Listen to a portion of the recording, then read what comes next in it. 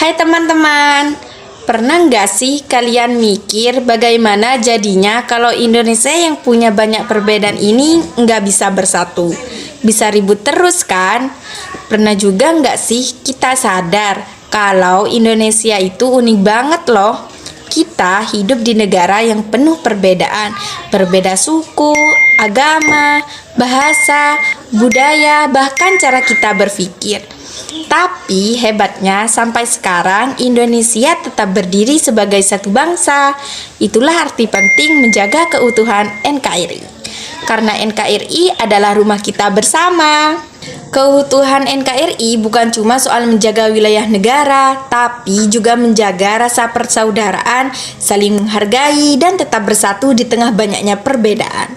Karena sebenarnya perpecahan sering muncul bukan karena perbedaan, tetapi karena hilangnya rasa peduli dan saling menghormati. Makanya menjaga keutuhan NKRI itu penting banget loh. Nah, sekarang supaya Indonesia tetap aman, damai, ada beberapa sikap yang harus kita tanamkan nih. Pertama, toleransi. Kita harus saling menghargai perbedaan, jangan karena beda pendapat atau beda budaya malah jadi musuhan.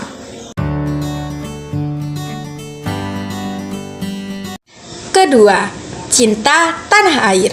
Contohnya sederhana kok. Kita harus bangga jadi orang Indonesia dan ikut upacara dengan tertib, serta jangan sampai kita mencoret nama bangsa kita, yaitu bangsa Indonesia.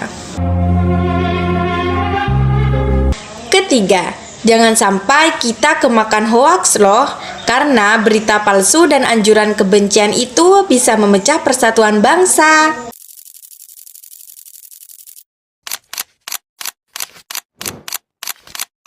Dan yang terakhir, gotong royong. Indonesia kuat bukan karena satu orang hebat, tapi karena semua rakyatnya saling membantu.